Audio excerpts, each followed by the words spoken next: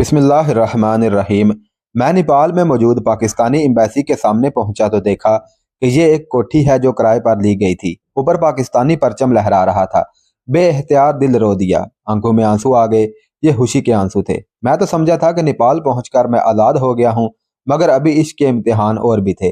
Gate के सामने खड़ा था कि गार्ड ने दरवाज़ा खोला और मुझे अंदर आने का कहा, और मैंने गार्ड से कहा कि मशरकी पाकिस्तान से आया हूँ, पर एम्बेसडर साहब से मिलना चाहता हूँ।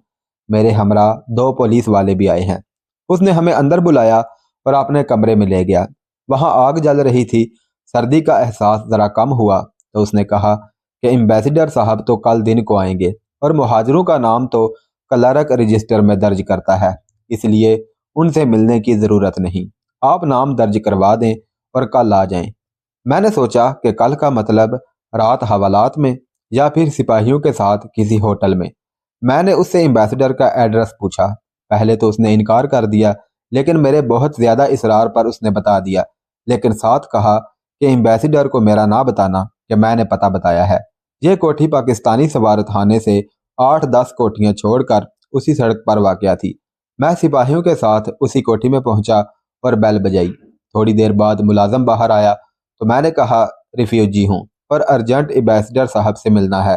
तो मुलाजम ने खुद ही जवाब दे दिया कि वो बिजी हैं, इस वक्त नहीं मिल सकते।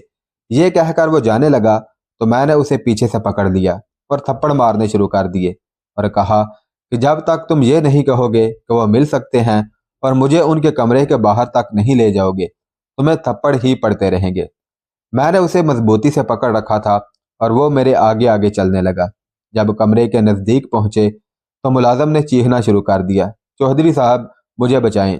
चौधरी गाउन पहने बाहर निकला तो मैंने कहा कि रेफ्यूजी हूँ और सिपाही साथ हैं, तस्दीक कर दें। रेफ्यूजी का सुनकर चौधरी का चेहरा सुर्ख हो गया। साथ ही मुलाजिम ने कहा कि इसने मुझे थप्पड़ भी मारे हैं। चौधरी गुस्से में बोला, तुम्हारी ये जुर्रत! अब मैं तस्दीक तो दूर, तुम्हें अभी पुलिस के हवाले करता हूँ। मेरा दिमाग घूम गया। मैंने पिस्टल निकाल कर तान लिया और कहा कि मेरी बात सुन लो, वरना पाकिस्तान तुम्हारी फैमिली समेत तुम्हारे ताबूत जाएंगे। अब एम्बेसडर ढीला पड़ गया। बोला, चलो अंदर बैठकर बात करते हैं। सफीर साहब अपने कमरे में जलते हीटरों के बावजूद कांप रहे थे। जब मैंने देखा कि बहुत हो गया तो मैंने कहा कि मैं रिफ्यूजी नहीं हूँ, मेरे महकमे ने मेरे मुतल्लिक आपको बताया होगा। उसका ये सुनना था कि उठकर मुझे गले लगा लिया और कहा कि मैं कब का तुम्हारा इंतज़ार कर रहा हूँ। तुम्हारे महकमे से तुम्हारे मुतल्लिक मुझे तफसीली हदायत मिली हैं और एक मिशन भी आपके ज़िम्मे लगाया गया है। वो मिशन का बताने लगा तो मैंने कहा कि पहले ये दो सिपाही जो बाहर टैक्सी में मेरी तस्दीक के लिए आए हैं, पहले इनको फारग कर दें, बाकी बातें बाद में होंगी। उसने अपनी गाड़ी की चाबी ली और कहा कि आओ चलें, मैं उनको तस्दीक नामा फिल करके दे देता हूँ। सफ़ीर की गाड़ी में हम बैठ गए और सफारत खाने चले गए। सिपाही उसी टैक्सी में वहाँ पहुँचे। उसने तस्दीक नामा तैयार किया और पूछा, नाम क्या लिखूँ? मैंने कहा, आसफ अली सन ऑफ अब्बास अली, और चिटागांग में असफहानी कॉलोनी और असफहानी कंपनी का मैनेजर लिख दें। उसने तस्दीक नामा तैयार किया और एक कॉपी करके तस्दीक नामा मुझे दिया और बोला, आपको पैसों की भी ज़रूरत होगी। मैंने कहा कि हाँ है। उसने सेफ से 20,000 नेपाली करेंसी के नोट निकाल कर मुझे दिए। मैं तस्दीक नामा लिए बाहर आया और सिपाहियों को दिया और साथ 200 रुपया भी दिया इंजॉय करने के लिए। फिर मैंने एम्बेसडर से इजाज़त चाही तो उसने कहा कि नहीं, खाना मेरे साथ खाएं और घर से तुम्हारे लिए होटल भी बुक करवा लिया जाएगा। जब हम सफ़ीर के घर पहुंचे तो ड्राइंग रूम में सफ़ीर की बेगम और दो जवान बेटियां बैठी हुई थी। हमारे वहां पहुंचने पर सफ़ीर ने उनका तारफ़ करवाया और उन्होंने मेरे किए गए मिशनों के बारे में पूछा तो मैंने कहा कि थका हुआ हूँ, फिर कभी बताऊंगा। सफ़ीर ने घर से कॉल करके मेरे लिए होटल में कमरा बुक करवाया और मुझे अपनी गाड़ी में होटल छोड़ने चल दिया। मेरा कमरा जिस होटल में बुक किया गया था उसका नाम अन्नपूर्णा था। काठमांडू में उस वक़्त के टॉप होटल्स में यह भी शामिल था। सफ़ीर ने बताया कि होटल के तमाम अखराजात, मेडिसन के तमाम अखराजात और दीगर तमाम अखराजात सफारत खाना बर्दाश्त करेगा। आपको भी इन अखराजात के अलावा 5,000 माहाना या फिर 1,000 रुपये पर हफ्ता मिलेंगे। काठमांडू में मुझे जो मिशन मिला था, सफ़ीर मुझे उसके मुतल्लिक सिर्फ ब्रीफ करेगा, बाकी सब कुछ मैं अपनी मर्जी से करूँगा। सफ़ीर ने आखिर में बताया کہ مشن سے متعلقہ تمام رپورٹس ایک علیحدہ تھیلے میں مجھے سفارتی ڈاک کے ہمراہ پاکستان بھیجنی ہوں گی۔ انہوں نے بتایا کہ ایسے 4 تھیلوں کے تالوں کی چابیاں ایک سرب مہر پیکٹ میں ایمبیسی پہنچ چکی ہیں اور حکام کے مطابق کل یہ سرب مہر پیکٹ میرے حوالے کر دیے جائیں گے۔ سفیر صاحب مجھے ہوٹل پہنچا کر چلے گئے۔ 2nd فلور پر میرے لیے کمرہ ریزرو تھا۔ ریسیپشن پر میں نے انٹری کرنے لگا تو انٹری کارڈ میں کرائے کے کمرے کا کرایہ اور اس کی ادائیگی بذمہ پاکستانی سفارت خانہ درج تھی۔ یہ پہلی غلطی تھی جو سفیر صاحب نے میرے بارے میں کی۔ میں نیپال میں ایک سویلین پاکستانی مہاجر کی حیثیت سے داخل ہوا تھا۔ میں اپنی مالی حیثیت کے حساب سے کسی مہنگے یا سستے ہوٹل میں ٹھہرتا تو کرایہ مجھے اپنی جیب سے ادا کرنا پڑتا تھا، یا پھر کسی گیسٹ ہاؤس یا کرائے کے کمرے میں رہتا تو بھی کرایہ مجھے خود ہی ادا کرنا پڑتا تھا۔ پاکستانی سفارت خانے کا تحریری ثبوت نیپال میں میری حیثیت کو مشکوک بنانے کے لیے کافی تھا۔ میں نے وہ کارڈ پھاڑ دیا اور دوسرا کارڈ لے کر 5000 کرایہ بھر کر کمرے میں آ گیا۔ دوسرے دن 11 بجے میں سفارت خانے گیا تو وہاں حشر کا سماں تھا۔ 400-500 پاکستانی مہاجر سفارت خانے کے اندر باہر سڑکوں پر پاکستانی سفارت خانے کی بے حسی کے قصیدے پڑھ رہے تھے۔ میں مختلف گروپوں کے پاس ٹھہرتا ہوا سفارت خانے میں داخل ہونے لگا تو وہاں موجود گارڈ نے مجھے زور سے دھکا دیتے ہوئے انتہائی کرہتگی سے کہا کہ کس باب سے ملنا ہے۔ گارڈ کا میرے ساتھ اس رویہ سے میں نے اندازہ لگا لیا کہ یہاں پاکستانی مہاجروں کے ساتھ کیا برتاؤ کیا جاتا ہے۔ میں دوبارہ گیٹ پر گیا اور زور سے ایک ٹھوکر گارڈ کی ناف پر ماری۔ وہ چیخ کر دوہرا ہو گیا۔ باقی دونوں گارڈ اور وہاں کھڑے باقی مہاجر لوگ میرے اس رویے پر حیران رہ گئے۔ گارڈ کی بدتمیزی پر اسے ٹھڈا پڑتے دیکھ کر وہاں موجود سب مہاجر میرے گرد جمع ہو گئے۔ ایسے لگتا تھا کہ جیسے میں نے ان سب کے ارمان پورے کر دیے ہوں۔ ایک کی پٹائی ہوتی دیکھ کر باقی دونوں گارڈ خاموش کھڑے رہے۔ میں سیدھا اندر گیا اور پی اے کو پرچی پر کچھ لکھ کر دیا تو وہ پڑھ کر میری طرف دیکھنے لگا۔ میں نے سختی سے کہا کہ کوئی ڈاؤٹ ہے تو اس نے میرے سخت رویے کو دیکھ کر کہا نہیں سر۔ وہ پرچی لے کر اندر گیا اور فوراً باہر آ کر کہنے لگا سر آ جائیں، آپ کو سفیر صاحب بلا رہے ہیں۔ میرا چہرہ غصے سے لال تھا۔ بعد میں پتہ چلا کہ پی اے وہاں سب سے بڑا فرعون بنا ہوا تھا۔ اندر پہنچا تو سفیر بڑے اتفاق سے ملا۔ اس نے میری خیریت دریافت کی لیکن میں نے کوئی جواب نہ دیا۔ میرے اس کے آفس میں جانے سے پہلے اسے گارڈ والی خبر پہنچ چکی تھی۔ آج سفارت خانے میں میرا پہلا دن تھا، اس لیے میں نے کوشش کی کہ کوئی جھگڑا مول نہ لوں۔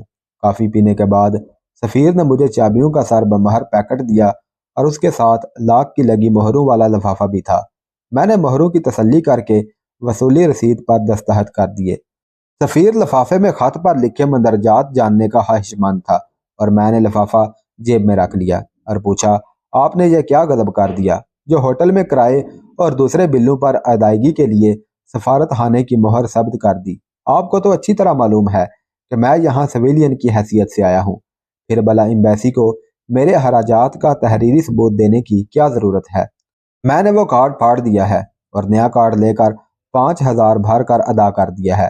آپ نے بلا سوچے سمجھے جو کر دیا تھا وہ سفارت خانے اور میرے لیے بہت خطرناک ثابت ہو سکتا تھا۔ سفیر تو اپنی حماقت کا انجام سوچ کر ہی گھبرا گیا تھا اور بولا واقعی مجھ سے بہت بڑی غلطی ہوئی تھی۔ اس نے کہا کہ آپ ایسے کیجئے کہ ہوٹل میں 20,000 ایڈوانس جمع کروا دیں اور 5,000 اپنے خرچے کے لیے رکھ لیں۔ یہ کہہ کر اس نے اکاؤنٹنٹ کو کہا کہ 15,000 روپے اور سادہ واؤچر لے کر آ جائے۔ اکاؤنٹنٹ نے 15,000 روپے مجھے دیے اور 25,000 کا واؤچر بھر کر سفیر سے کہنے لگا سر کیا نام لکھوں؟ اس سے پہلے کہ سفیر جواب دیتا میں نے کہا suspense under code cat eyes لکھ دیں۔ سفیر نے نہ سمجھتے ہوئے بھی کہا ہاں لکھ دو۔ اکاؤنٹنٹ نے واؤچر بھر کر پہلے سفیر کو پھر مجھے دستخط کے لیے دیا۔ میں نے اپنے نام کے سپیلنگ الٹے لکھے۔ تھوڑی دیر بعد میں نے جانے کی اجازت چاہی اور پوچھا کہ کون سا اہم مشن سونپا گیا ہے۔ سفیر نے کہا کہ میرے سر بمہر لفافے کے ساتھ ایک خط میرے لیے بھی تھا جس میں لکھا تھا کہ مشن کی تفصیلات لفافے میں بند ہیں اور میں آپ کے ساتھ پورا تعاون کروں تاکہ مشن ادھورا نہ رہے۔ میں اٹھ گیا اور جانے لگا تو سفیر میرے ساتھ اٹھ کھڑا ہوا اور کہنے لگا لنچ ٹائم ہو گیا ہے، آپ میرے ساتھ لنچ کریں۔ اس دوران میں آپ کو یہاں کے تفصیلی مکمل حالات بھی بتا دوں گا۔ لنچ کے بعد میں دفتر نہیں آؤں گا، گھر پر بیٹھ کر بات کریں گے۔ وہ مجھے اپنی گاڑی میں لے جانا چاہتا تھا لیکن میں نے کہا کہ آپ کے ساتھ گاڑی میں مجھے بیٹھا دیکھ کر یہ لوگ کچھ بھی سمجھ سکتے ہیں۔ اور میں یہاں ریفیوجی ہوں، لہٰذا میں ریفیوجی کے روپ میں ہی رہنا چاہتا ہوں۔ آپ جائیں، میں پیدل آ جاتا ہوں۔ سفیر اپنی گاڑی میں چلا گیا تو میں بھی باہر نکل آیا۔ باہر نکلتے ہی وہاں کھڑے لوگوں نے مجھے گھیر کر ان کی بے حسی کی باتیں سنانا شروع کر دی، تو میں نے ان کو حوصلہ دیا اور کہا کہ میں بھی آپ لوگوں کی طرح ہی ہوں، بس سفیر صاحب میرے آبائی گاؤں کے رہنے والے ہیں، اس لیے رجسٹریشن ہو گئی۔ ساری کمزوری آپ لوگوں کی ہے، تھوڑی بہت ہمت دکھائیں، یہ سب سیدھے ہو جائیں گے۔ وہاں سے نکل کر میں سفیر کے گھر چلا گیا۔ کھانا حسب معمول پرتکلف تھا۔ کھانا کھانے کے بعد ہم لوگ ڈرائنگ روم میں آ گئے، جہاں پر سفیر نے بتایا کہ UN کی مہاجرین کے لیے مقرر کردہ افغان ایئر ایک تو چھوٹی ہے، دوسرے ان کے انڈیا کے ساتھ تعلقات بہت اچھے ہیں، اس لیے یہ ایئر لائن ہمیں بہت ذلیل کرواتی ہے۔ سفارت خانے میں مہاجرین کی تعداد روز بروز بڑھتی جا رہی ہے اور ہم اپنے محدود وسائل کی بنا پر مہاجرین کی امیدوں پر پورے نہیں اتر رہے، جس کی وجہ سے یہ حالت ہے۔ ایئر لائن آتی بھی بہت کم ہے اور آتی ہے تو فل لوڈ لے کر نہیں جاتی۔ خیر اس نے مزید تفصیلات بھی بتائیں۔ اس کے بعد اس نے لفافہ کھولنے کا کہا۔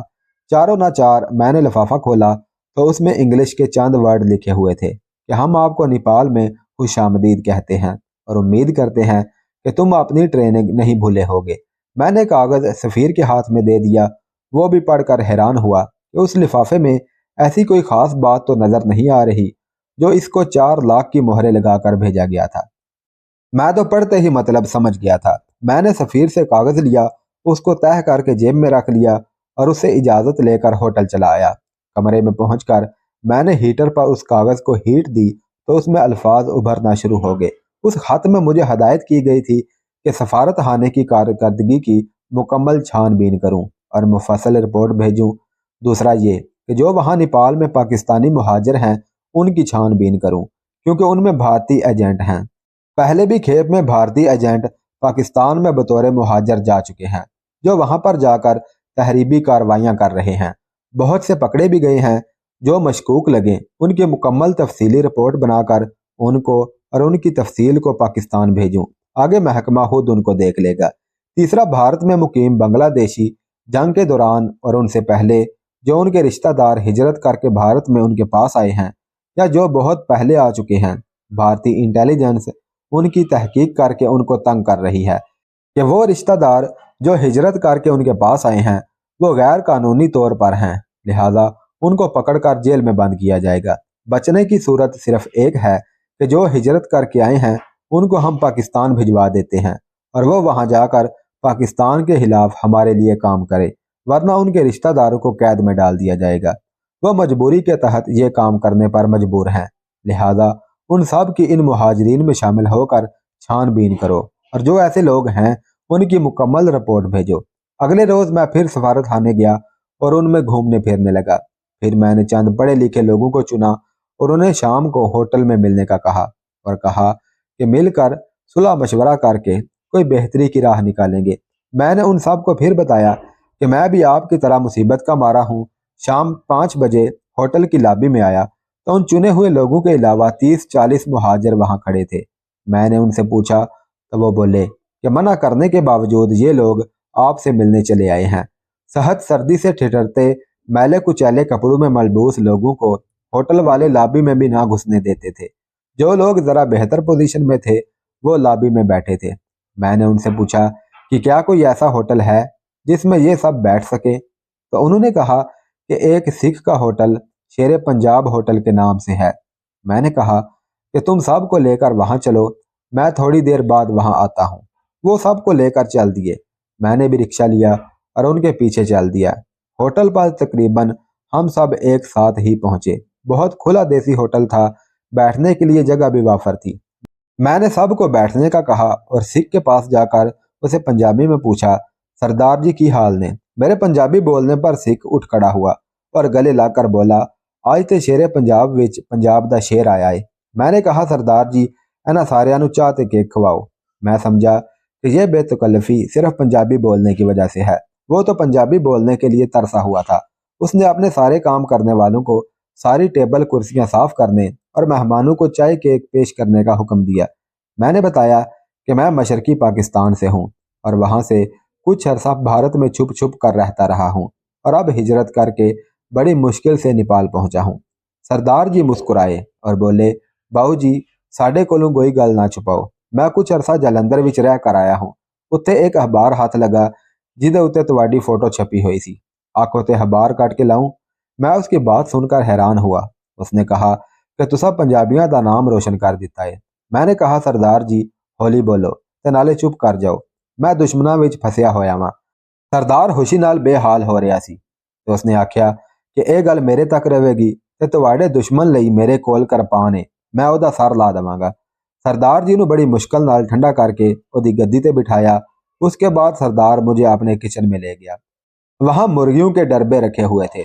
उसने एक सेहतमंद मुर्गा निकाला और मुझे छुरी पकड़ाते हुए बोला, इसको अपने हाथ से ज़िबा करो। मैंने उसे ज़िबा किया तो उसने कहा कि अब मैं ये आपके लिए रोस्ट करूंगा, आपकी मर्जी हो यहाँ बैठकर खा लें, मर्जी हो तो साथ ले जाएं। पूरे नेपाल में इस्लामी तरीके से ज़िबा की हुई किसी भी चीज़ का गोश्त नहीं मिलता, इसलिए ये आपसे ज़िबा करवाई है। फिर मैं किचन से साथी मुहाजिरों के पास आकर बैठ गया और चाय पीने लगा। मैंने जिन मुहाजिरों को अन्नपूर्णा होटल में बुलाया था, उन्होंने कहा कि हम में बहुत से मुहाजिर ऐसे हैं जिनको काफ़ी अरसा से चाय का एक घूंट पीने को नहीं मिला। पाकिस्तान एम्बेसी से उनको 30 रुपये फी कुंबा माहवार मिलते हैं। ये रकम UNO की मुकर्रर करदा है।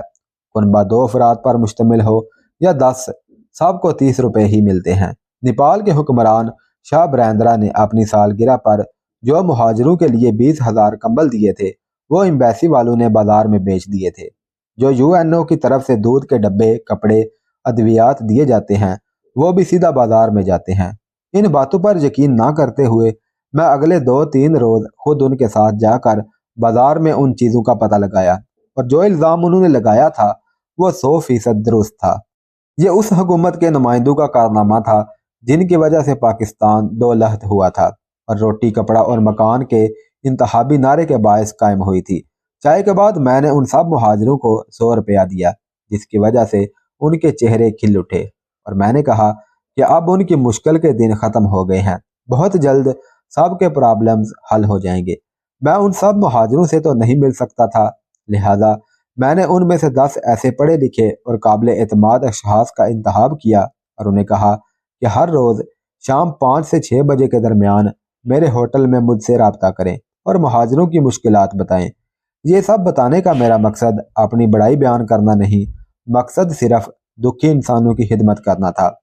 आप भी दुखी इंसानियत की खिदमत करके देखें, वो सुकून मिलेगा कि आप हर चीज़ को भूल जाएंगे।